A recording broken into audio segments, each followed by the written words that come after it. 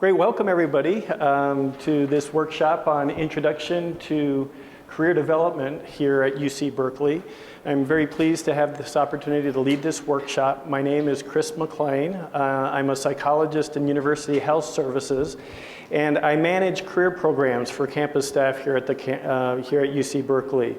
Those programs you may be familiar with, but for those who are new to our services, include individual career counseling, a series of self-assessment and job search skills workshops, and a career resource library, the Career Counseling Library outside the Tang Center.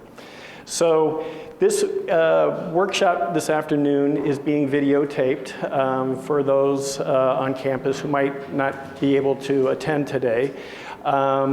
And I would really like the workshop to be interactive. So we have the help of Natalie so that if you have questions, we would like you to speak into a microphone, or if there are comments or reactions to some of the content, we'd like to have you participate in an interactive way today. So the workshop today has several objectives that I'd like to review now. And those include providing a model for career development that facilitates your taking action on meaningful goals in your career planning. It's also to assess your career development needs. And so we're going to provide a framework and an assessment tool to help you identify priorities for career development. We're also going to review a lot of the resources that are available to support you in your career planning. At the end, we'll finish with reviewing some kind of like a mini review of some key principles that I think can help facilitate action in your career development. The 3 C's: clarity, confidence, and effective communication. And then we will also identify a career planning action step through the utilization of a SMART goal. We just, many of us here just observed a very inspirational keynote speaker in Tamara Steele today. And she's a tough act to follow in many ways because she was so inspirational. But I think so many of the things that she presented today are part of the philosophy that's imbued into the career development program and how we want you to think about your own career development. So I actually think what we're going to be talking about today is going to be very complementary. And the emphasis is really going to be for you to think about what do you need to try to move forward in your planning. What is career development? So one definition of this that is meaningful to me, it's also in your packet. It explains that career development is a lifelong psychological and behavioral processes, as well as contextual influences shaping one's career over the lifespan. It involves the creation of a career pattern or path, decision-making style, and integration of life roles and self-concepts. There are a few things that really resonate with me in this definition. One is the psychological components, and I think you heard that over and over again in Tamara's presentation, but it's really about attitude and how do you get into a mindset that is facilitative of career development. It's also about behaviors, and so we want to encourage the development of good habits in career development. And it also happens within a context, and it doesn't happen in a vacuum. And so career development is something that I want you all to make a priority in a way that's realistic in your life right now. And it's with acknowledgement that you have a very busy work schedule and many other family and other responsibilities in your life. And so thinking about how do you maintain a priority in this area that's realistic in the context of your whole life. And that's why I like the self-concept piece of the definition, because I want to encourage you to think about your vocational identity. What is your career identity and your own vocational self-concept? The context at UC Berkeley, we've been delivering these services for about 5.5 years. We have funding from CoreWe and the Center for Organizational and Workforce Effectiveness. And when we first were getting this funding, it was during the time of Career Compass. And so many of you might remember that Career Compass was redefining the job classification system to really make it clear what are opportunities on campus, what are the knowledge, skills, and abilities that are necessary for these positions. And as we really tighten up how we understand that on the campus, these services were funded to provide support to staff to clarify who you are in this context so that you can do career development planning and to do some career pathing work of how do you develop your career at Berkeley.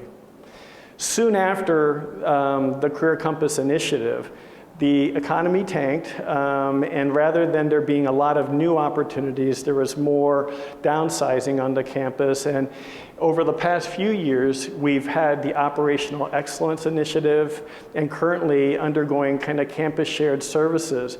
And it really is a testimony to how Berkeley is really not immune to the economics that we see in the greater society, and that it really does have an impact here on Berkeley. There have been hiring freezes and things like that. But at no time has career development been more important than it is right now. And so that's why I really appreciate your being here, investing in this for yourself, and figuring out ways to make some headway in identifying and pursuing some career goals.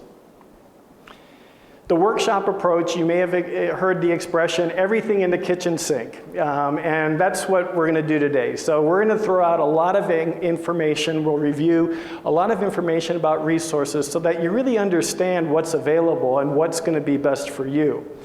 What I would encourage of you is to be active listeners and participants in this workshop and thinking about not everything is going to be so relevant to where you are, but some things might, and to really look for opportunities to take advantage of some of the resources and think about how these programs and services can be especially helpful to you as individuals.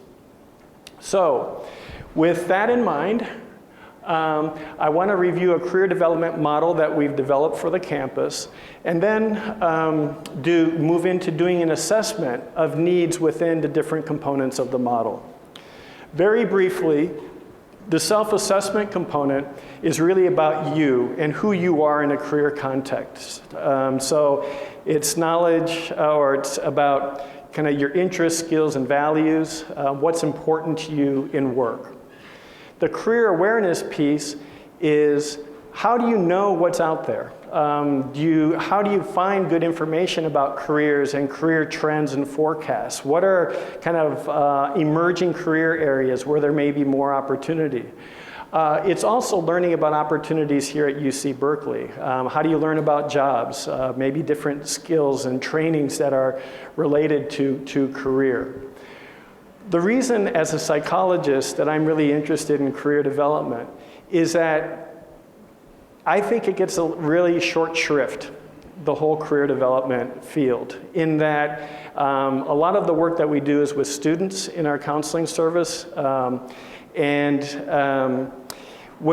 see a freshman on campus coming in and saying that they need to know what they're going to do with the rest of their life, to have it all figured out. And if you think of major decisions you make in so many different aspects of your life, or major purchases that you would make, a car or a home or something like that, you would really be encouraging exploring all the options, really getting a lot of information and seeing, God, is this the right thing to do?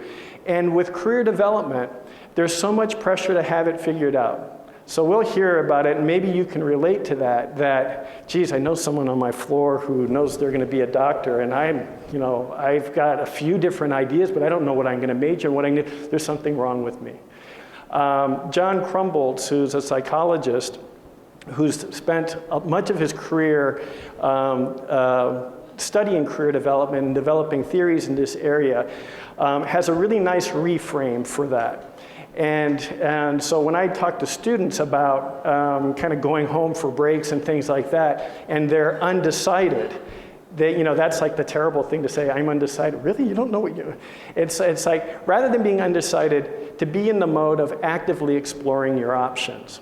And I don't want you to think that our services are geared towards the students. We do a lot of work with adults in career transitions, and we have a thriving program working now with campus staff. But I think some of those messages about career and having it figured out before you step back and take inventory about what's important to you in a career context and how do you get good information is really critical to making good decisions and moving forward.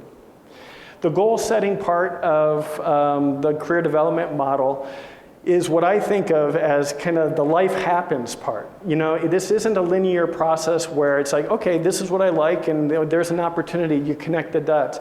You know, it happens within the context of your full life, and to figure out what are the challenges to you in your current career planning situation right now, and how do you work through those. And that's where goal setting can be helpful, and a workshop in that category. I'll also say the career counseling is really helpful for that piece. There are 4 sessions that we provide of career counseling that can really kind of look at where are you getting stuck and how do you get support. Skill development, I think of it in terms of how do you make yourself more valuable in a career context? What are the skills you want to further develop? And engaging in trainings and experiences to help develop those skills. Finally, career management touches on all of those components, and it includes an aspect of job search preparation. And so it takes into account resume writing, interviewing, cover letters, and that sort of thing, where it can be very helpful to get some refreshers or to get some information about how to go about doing that. So, that's our model in a nutshell. If you turn into your packet about midway through, you'll find that there's a career development model assessment. And we'll take the next few minutes to have you complete that assessment and tabulate your scores in each of the 6 areas. So, or each of the 5 areas, I should say, of the model. So why don't we move on, and now we'll talk about each of the aspects of the career development model and some of the resources associated with it. And so this is kind of the kitchen sink portion of the talk today. So one suggestion would be, as you go through those 5 areas, that maybe the lowest score might highlight a priority area to begin prioritizing in terms of career planning. The action guide in your packet is a resource that really breaks down a number of the different resources available within each of the elements of the career development model. And so we'll be reviewing that, and I'm going to be hitting some high points and elaborating on some of the specific resources so that you have a better sense of what they're about and whether that's going to be something useful to you. In the area of self-assessment, essentially what we're looking at here is what is the relationship between qualities that are important to you and career opportunities. And some of the areas where we have where we break down for self-assessment includes interests, values, personality type or work style, skills and competencies, and how this all aligns with a career direction or path for you. So let's take a look at some of the resources that we have associated with self-assessment. So maybe through a show of hands, how many of you have taken the strong interest inventory? Okay, so there are a couple of you who have taken 3, have taken that. How many of you have taken other career-related inventories, like the Myers-Briggs or some others? Okay, so there's a number of you have taken advantage of those resources. We're going to focus a little bit on the strong interest inventory and on a values assessment that we use. So it might be a review for some. If you haven't taken it in a while, say a few years, it may be worth reconsidering taking, because this is one where interests do shift over time as it relates to what you've been doing in a work context or how you engage with tasks in different interest areas. But what you have here is really the theoretical basis of the strong interest inventory developed by John Holland. John Holland was a psychologist who dedicated his career to career development and developing these 6 personality types related to career. Realistic, investigative, artistic, social, enterprising, and conventional. His model is one where he felt like you have a vocational self-concept. We can measure things that are important to you in work, and we can measure work environments. And the concept of congruence between who you are and what's supported in a work role was very meaningful to him. In the strong interest inventory, it takes these 6 personality types and really highlights the interests associated with each of these. So it measures interests, and these interest areas are also interrelated. So if you tend to be a social person who likes helping others and interacting with others, you also tend to be more artistic and enterprising. Enterprising often requires interaction with others and managing things like that. And you're less likely to be realistic. Someone who works with his or her hands and likes to be in the outdoors and be physically active in a work context. So these interests are actually kind of interrelated, and adjacent points on this hexagon are ones where there's a positive relationship between the interests. So what the strong interest inventory does is it gives you a general rating of your interests along those 6 themes. What are the things you like more and less, without regard to work? Then it gets more specific and featuring some occupational scales where your results and responses are compared to those of men and women in 130 occupations who are experienced and have a high degree of satisfaction in their careers. And so it gives you a sense of who are you similar to? Might these be career areas that you'd be interested in exploring? It's not a directive tool that will tell you that you should be an attorney because that's number 1 on your list that you're most similar to. But what it does is that it helps highlight themes that might be very important to you in your satisfaction in work and career. So that's one tool that's available through our workshops and is often incorporated in individual career counseling. Any questions about that? And does anyone want to share anything if those who have taken it? Yes? Well, I haven't taken this, but the Myers-Briggs has a sort of a polarity, like extrovert versus introvert. And so is that kind of the same structure where you've got a polarity across, you mentioned the proximal qualities? Yeah.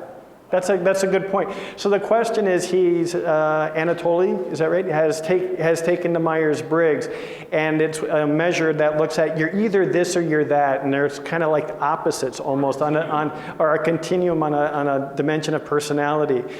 It's theoretically, they're measuring different things. With the Myers-Briggs, it purports to measure natural preferences that you're born with. And so what the interest inventory does is it measures interests that are said to be shaped by experience and what you've been exposed to. So it's a little bit different. But what they found through aggregate research of thousands of people with that tool is that interests kind of cluster together, like on the hexagon, the adjacent points. But it is not uncommon to have someone who, if we go back to that last slide, is enterprising and investigative. In fact, I'll just as an aside, when I was a graduate student at the University of Minnesota, I did a small project with 3M, which is Minnesota Mining and Manufacturing, and they do have a lot of research scientists, and they do a lot of product development work there. What they found there is the scientists that they hire are investigative. Investigative is kind of, they're analytical, complex problem solving, researching, math and science are primary interests there. And their method of promotion was to make those talented scientists into managers. And managers who like to influence others and fast-paced environments, managing are things that, and leadership are qualities there. it wasn't such a good fit. And so they were kind of looking at maybe different ways of promotion within their organization. But that's an example that if you happen to be someone who's investigative and enterprising, that can be a unique combination for you. And this is an inventory that can maybe give you a snapshot of what are my interests, how do they uniquely come together, and how might it be related to skills that I've developed related to that. So, so that's the strong interest inventories. I want to just take a minute to talk about values, because I think values are often important in determining career choices, but maybe doesn't get as much attention. And so the instrument that we use in the values workshop is called a values-driven card sort, and it looks at workplace values in this way. What are intrinsic values that draw you to work, and the things that motivate you each day, that make you eager to work? And what are work environment values, work content values, and relationship values? And so it gives you a rating in these different areas that can be very important. You know, there's some people who feel like I have to be maximizing my skills. Others, I need to do something that I love to do. Others where they're realizing as they get more experience who they work with, how collaborative the work environment is, how flexible their hours are, or their responsibilities are important. Those might reflect on values, and values are different than interests, and it's different than skills. And so this is a tool that we use to help highlight some values associated with work that are very important. From a macro level, in seeing a number of folks in our programs, the counseling and these workshops, values have become super important recently, especially like with the economy the way it is. And so job stability and security it has in recent years has been especially important. And these are things that might change over the lifespan too. You know, like if you're in a situation where you have a family, maybe making sure you have benefits and things like that is a higher priority than if you're early in your career and just kind of starting off and wanting to accrue different experiences. But we want to encourage you checking in with yourself about interest, skills, and values, and what's important to you in work. Any comments or reactions to values before we move on, or any of the other areas of self-assessment? This is a workshop that you offer? Yeah, this is part of, yes. So what you have in your packet is also a listing of the spring semester workshops that we have. We've added workshops after we knew that we were having this conference so that we'd make sure there's some options for you. And so these would be a good place to start if you think, yeah, I'd like to be a little bit clearer about some of these components in the self-assessment area. Any other questions? Okay. As we move on to career awareness, this is essentially information. How do you get information about careers and learn about jobs within UC Berkeley?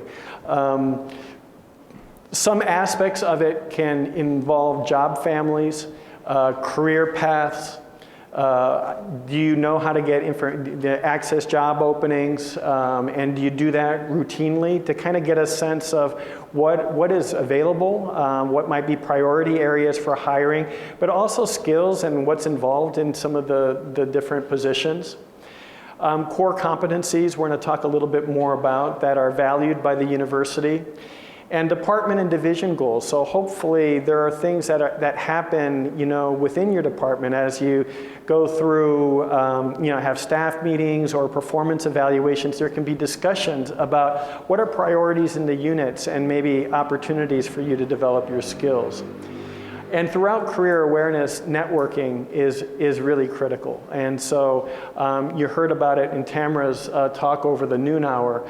But staying connected with people in your field, friends and family, mentors, and things like that is really helpful to knowing what's out there and expanding your purview of opportunities.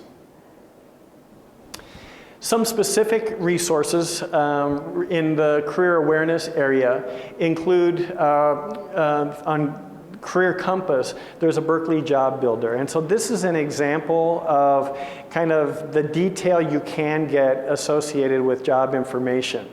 And so the job field, this is an example of within the area of communications. That would be the broadest job field, and it's one of, I don't know if there are 12 or 13 job fields on campus.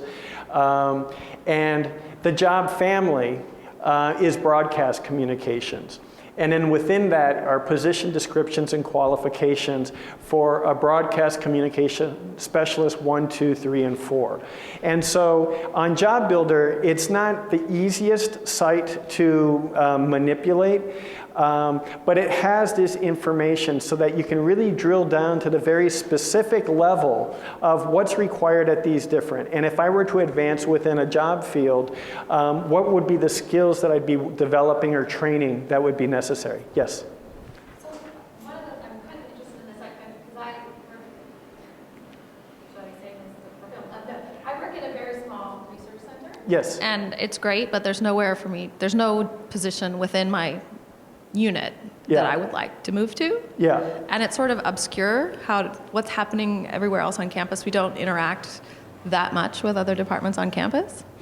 And I've looked at the website, Yeah. and it lists what jobs are available, but there's no way to say, at least none that I know, and I want to see if there is a way to do this, to flag, like say there's something that I'm interested in. Is there a way that I could get an email every time a position like that comes up, or something like that? Yeah. Is that possible? Yeah, so if I could summarize the question, it sounds like you work in a small department, kind of its own kind of niche, and there are not a lot of opportunities that are aligned with what you want to be doing kind of down the road. And how do you learn about opportunities and maybe get reminders about openings or... Learn what's out there, and then also have a way where you're not just checking the website. I'm not Yeah. going to be checking it every day because I'm just going about my life. Yeah. But is there a way to flag things when they become available? I'm not aware of that, but I would be interested in kind of opening it up to others. Like, do you have any input that might help in that area? I would say that might be where some of the networking and maybe making an effort to be part of campus associations or organizations might help to kind of learn more about openings. I think, are you already looking at the job postings and things kind of regularly? And yeah. But Yeah. I'm not ready to switch right now. Sure. It's nice to see them as they come up. Yeah, I don't know a way of kind of flagging it in that way, but there's a comment in back. I thought there is a way to put together a job search agent, but I think part of the challenge is trying to figure out what do you want it to search for? Like, what are the keywords or job titles? So that's where I think it's a combination of what Chris was saying plus using the technology. So talking to enough people to know, okay, here are the kind of job titles that would encompass my skill set or what I'm interested in, and then putting together your job search agent to actually, be the actual pipeline. Rick, do you know where the job search agent is? So without actually looking at it, it's hard for me to kind of tell you, but I know I've done it and had it actually send me job postings periodically. Okay. Great, thank you. I know one of the aspirational goals for career pathing at Berkeley is if you were to say, these are skills that I possess that I'd like to see what positions utilize these, that you could do that and then find the positions on campus. Right now, what exploratory work they've done in that area is that it comes up, like if you put 3 or 4 skills in, there's so many different positions that it's not super helpful at this point. Did you have a comment or? No, I agree. It's like, if you put in skills like very analytical, very Yeah. detailed, you'll get a wide range of results. Yeah. Putting in skills. Yeah. I think campus organizations would need to Cal assessment network with Katie Dustin, for example. Mm-hmm. There's a ton of advising networks. Yeah. That I'm involved with. There's lots of different networking organizations, opportunities to be involved with that. Yeah. Great, thank you. Core competencies at Berkeley. So you may be familiar with these competencies, like if you're going to emphasize what are skills that you'd like to further develop that are valued by the campus, this is one way to do it. And so it's part of the performance management and performance evaluation system, where they've outlined these 10 areas that are important to the university as an institution. And so trying to develop skills in these areas, I know that through the leadership development program, that cohort group that just finished, I guess it was last spring, one of their work groups took on the task of looking at these core competencies and developing behavioral anchors for these competencies. So it makes it a little bit more understandable about what is meant by inclusiveness, or what is meant by quality improvement, and what meets expectations, what exceeds expectations, so that it's a tool to help staff learn more about maybe development experiences that they could have.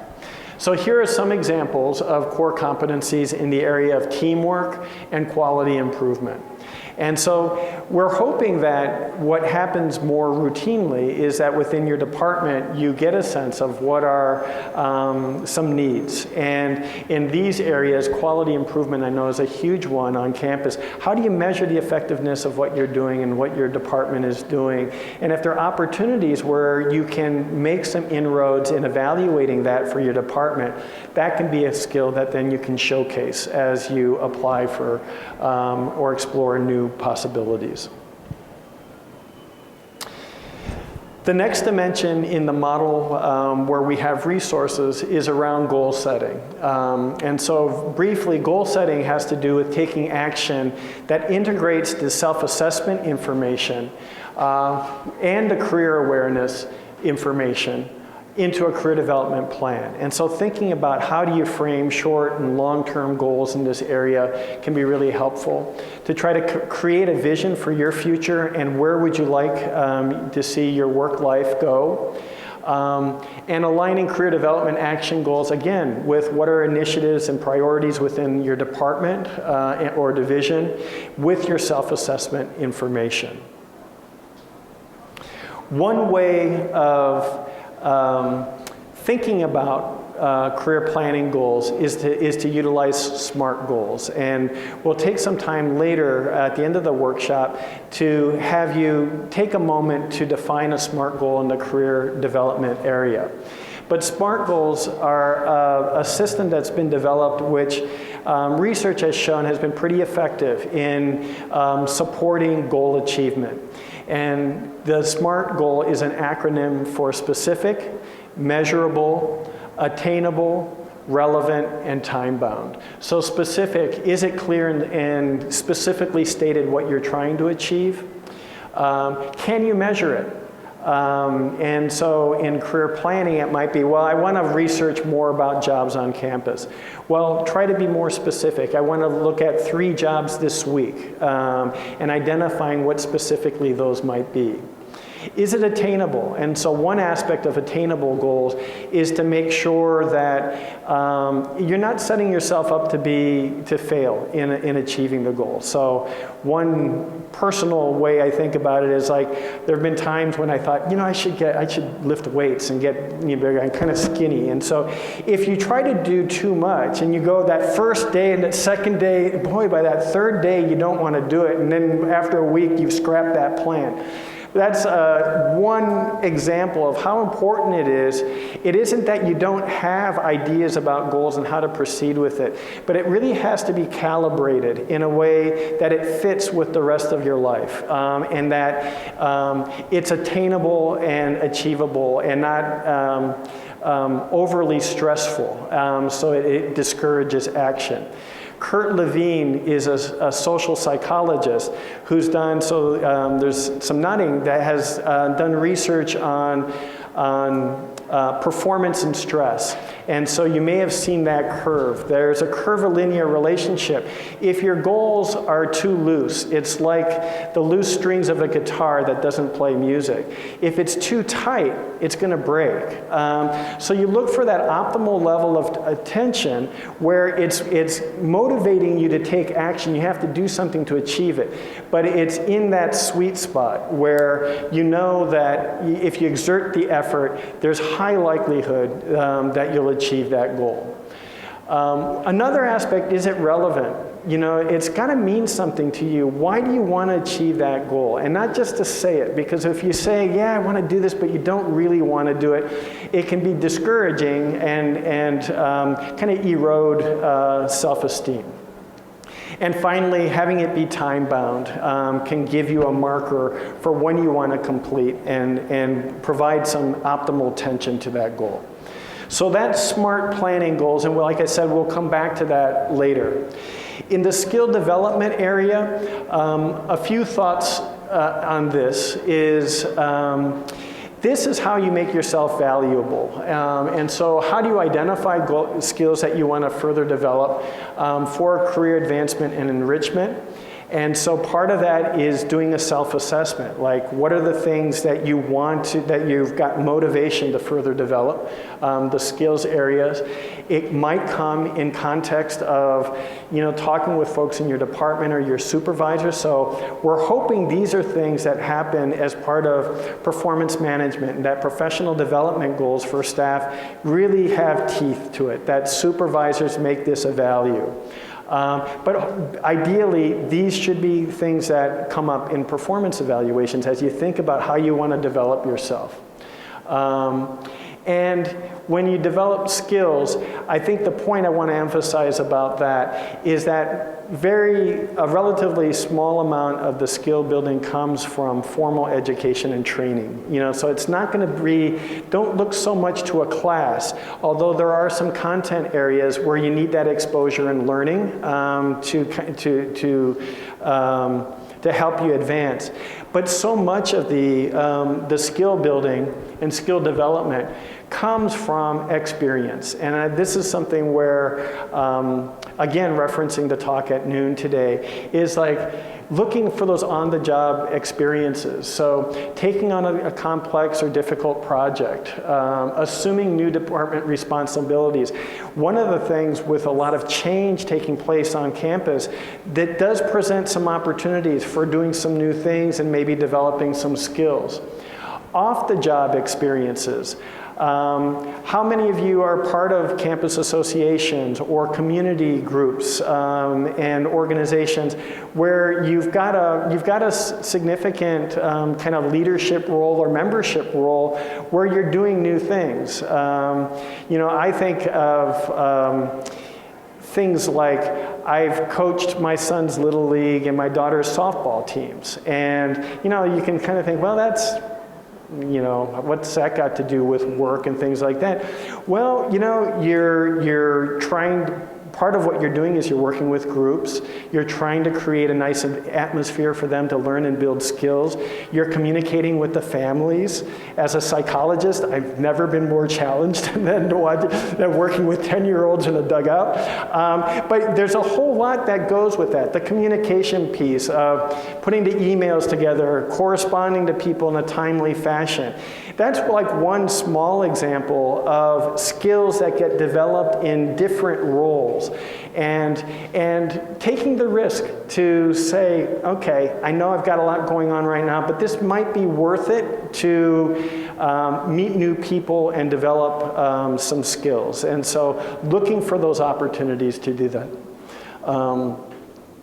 Does anyone have an example of something that's come up for them in their work situation related to this, where they develop? Yes, Anatoly. I've captained the softball team for the school, so it's a team building, literally a team building experience. So, and a lot of it is managing the different personalities and assessing who's got a certain skill level or whatnot. Yeah. So when you mentioned the softball team, I thought, that's exactly, and I can see that as being really a valuable skill. It may not seem relevant immediately, but I think it's very important to have that teamwork building. Yeah, and you know, one of the unanticipated things that comes in that area too is like sometimes there are trainings like from the Positive Coaching Alliance where they have these techniques around, you give like 5 pieces of positive feedback with 1 piece of constructive feedback.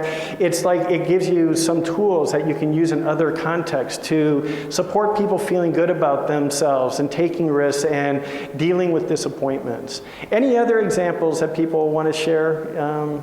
Yes. I joined Toastmasters.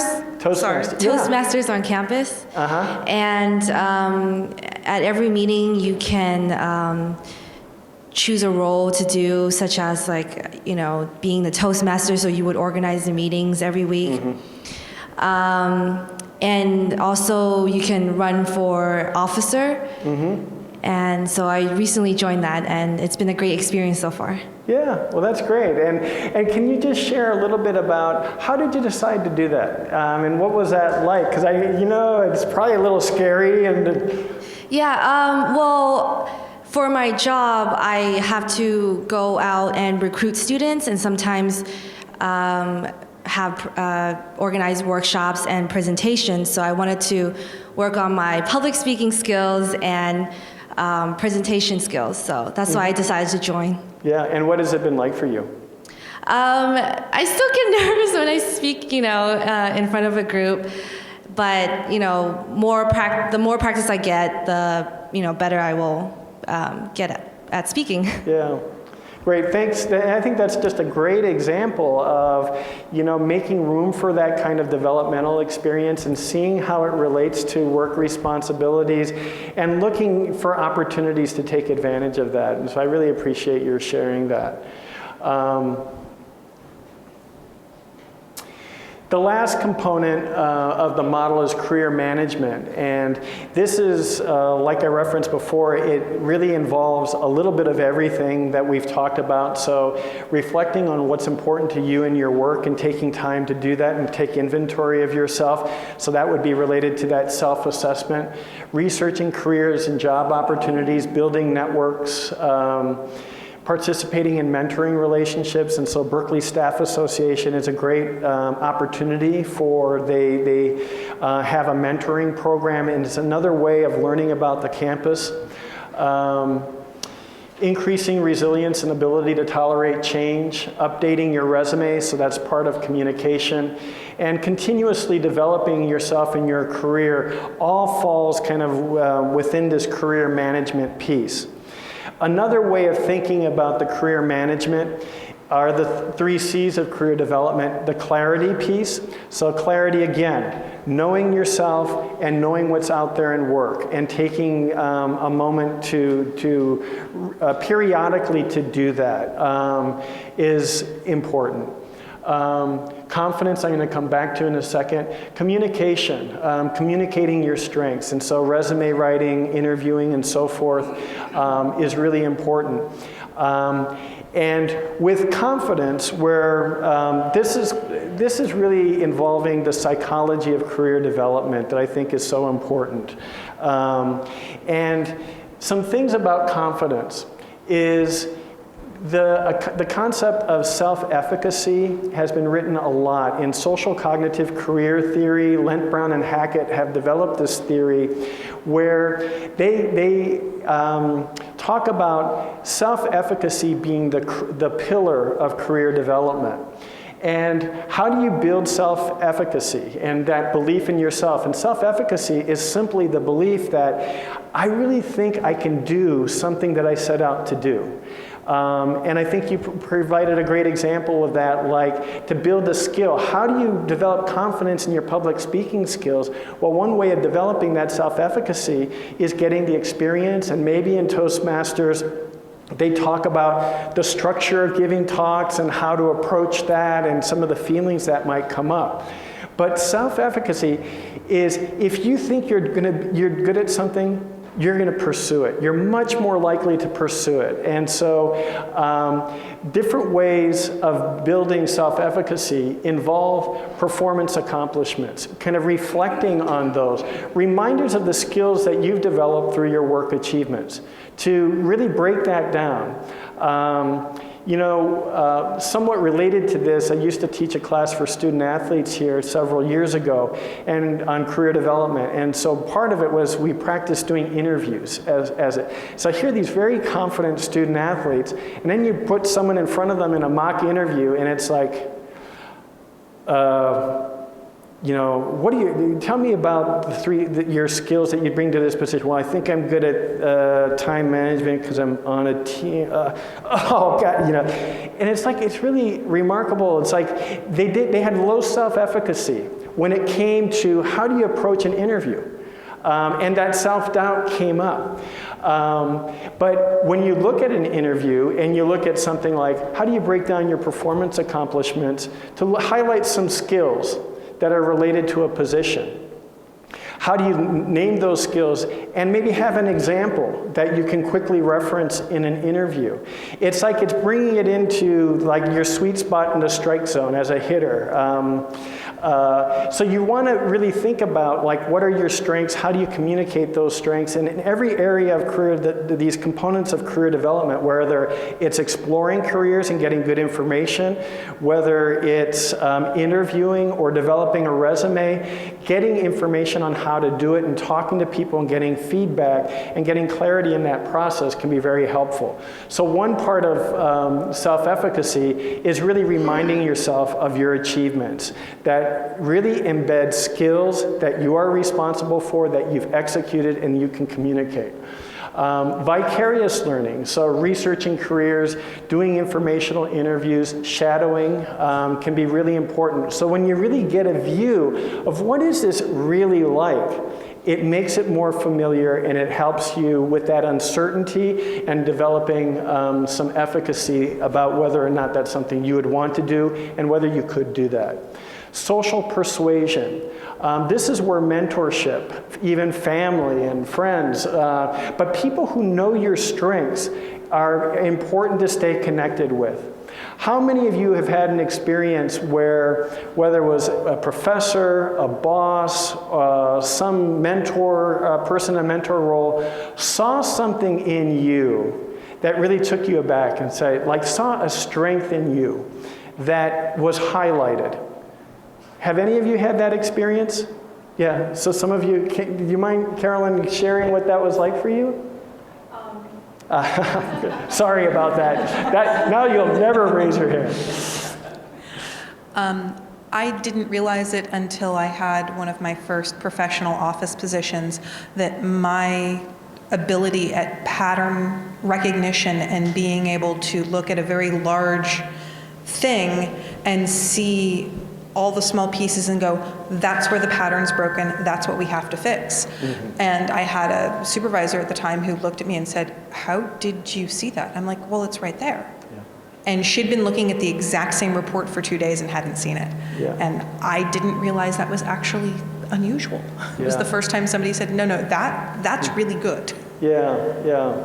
That's great, and how doesn't that feel good? Like, wasn't that like a gift? And it kind of changes perspective a little bit on that. And I think that's an example of that happens repeatedly in some of this career development process, where we can be so close to our own experience that to be able to step back and get that perspective, in this case from a colleague or someone you work with, can be so helpful in being able to internalize that. And related to performance accomplishments, I've been in workshops where you break down what's an achievement, and in a small group, you explain what happened, and you have 2 or 3 listeners write down skills that they hear. Okay, well, that was a planning skill. You got all this information, or you're really organized in your approach, and you're really sensitive in how you express things, and that highlighted interpersonal skills. And when they go through that, and the impact of hearing that from other people is so much more profound. And sometimes than we give ourselves credit for. And so that's a great experience, and also one where mentorship and being connected with former colleagues or supervisors who know you and your work can be really helpful. The other thing is physiological and affective reactions. So as you're exploring different work opportunities and things like that, what energizes you? What do you get excited about? You know, and sometimes in the career counseling, one of the most enjoyable aspects is like you can be in a conversation, it's pleasant, it's going fine, and then all of a sudden you're talking about something and the energy in the room changes completely. And it's like, wow, do you see this right now? Can I hold this mirror right now? Do you see what's coming out, how engaged you are and what that? Take note of that. You know, that might be related to a skill that you want to develop or an opportunity. How can you make this something more, if possible, in your work experience? But really paying attention to those kinds of things, because those are indicators of things you might be really motivated to develop further skills in, and that you might find intrinsically really interesting to do. So you can see I get kind of excited with this confidence piece because I think it's always there. You know, like how are we thinking about ourselves and these opportunities that present themselves? In happenstance theory of career development, John Krumboltz, Mitchell Levin and Krumboltz first developed this, and I love these skills because these aren't like writing skills or computer skills and things, but these are career development skills that are very different and are really talk to the psychology piece of curiosity, exploring new learning opportunities, really engaging your interest and your passion. So finding reasons, if you find interest sparked in something, if there's a talk about it or if there's an opportunity to engage in an activity related to that, find reasons to engage with your curiosity. Persistence, exerting effort despite setbacks. You know, there are multiple truths when it comes to career development. And one of those truths is that as you apply for new positions and you go through change, it is very stressful and there's often disappointment built into the process. How can you keep perspective on that, not personalize that, but kind of be able to accept that as part of the process and continue to believe in yourself is a real challenge, and I think it's really possible. Flexibility, adapting changing attitudes and circumstances. Optimism, viewing new opportunities as possible and attainable. So allowing yourself to think about that, and if you fall into situations where you kind of automatically fall like, no, this isn't, it's not, to allow, is there an opportunity in this situation? And risk-taking. And I don't know if you were here for Vice Chancellor Wilton's talk this morning, but he talked about risk-taking in his career. You know, those opportunities where there was self-doubt and there was an opportunity and he threw his hat in the ring, and it's sort of like you're taking risks. That's part of the process because it may not work out in that way, but that quality of taking risks is going to serve you really well, to allow yourself to be imperfect, allow yourself to see if these opportunities will work out. Related to some of this, and I'll go back to coaching, you know, one of the things I find really rewarding about coaching, whether it's softball or baseball, it isn't when someone's up there on the pitcher's mound striking everybody out and everything's going great. It's when you go up there and the kid loses control, has walked 2 or 3 batters in a row, and is tolerating those feelings, and is still able to maybe make an adjustment to get through that experience and learn from that. That's what really, you know, that I think allowing yourself to be imperfect, to allow yourself to engage in career development activities in spite of some of the risks is something to be championed. And engaging in a process that allows you to go forward with confidence is something that you can try to develop. I'll finish the confidence piece by just highlighting your defense attorney. So this is a concept that I find really helpful, that with transition and change in career, it can be exciting. The reality is it's also stressful. And during times of stress, it's common to experience self-doubt. And remember that if you're experiencing those self-doubting thoughts, to give equal time to your defense attorney. Okay, so call up your defense attorney or your advocate who won't let you lose sight of your strengths, your accomplishments, and your capacity to learn. And that can be very important, and this is a concept we use in a lot of our groups in our counseling service of perspective taking and keeping balance, because I think everybody in this room will acknowledge that this career work is pretty stressful.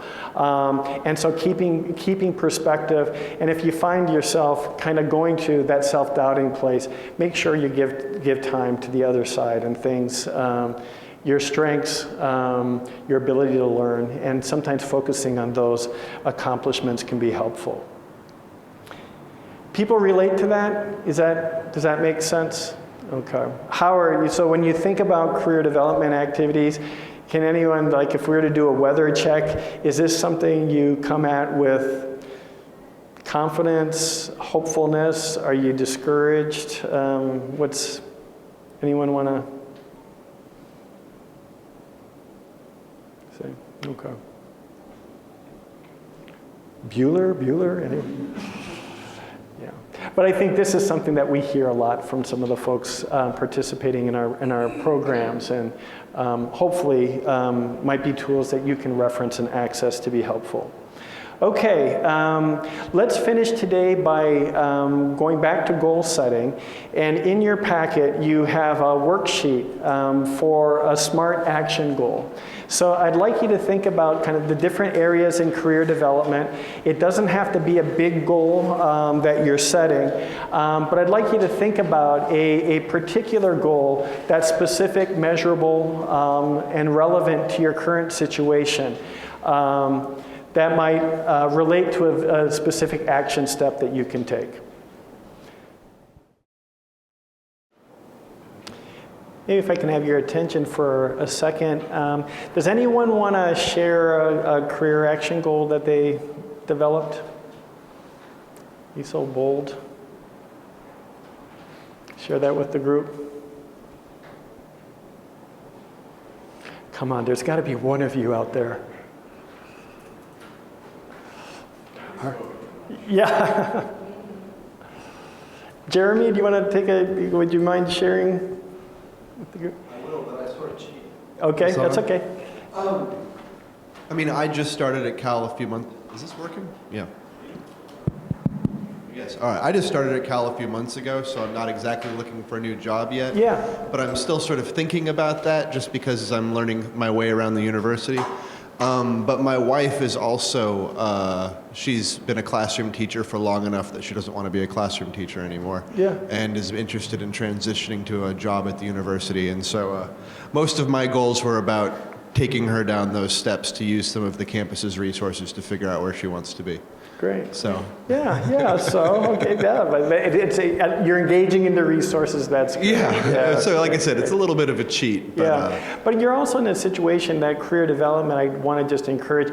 It's not necessarily about changing jobs. It might be. I spoke with someone this morning who was talking about also being relatively new to campus and how does she learn about the campus, and she was interested in like some campus associations and things to get involved with. She was moving from another part of the campus or from another university here and feeling like she's starting all over again and wanted to get kind of connected and know how can she kind of expedite her career development in a new place, and so learning those resources. So anyway, thank you for sharing that goal. Thank you for your attention today. I hope that you'll utilize some of the career resources that are available to you, and I wish you much success in your career planning. And if you can take a moment to fill out the survey evaluation for the workshop, that would be very helpful.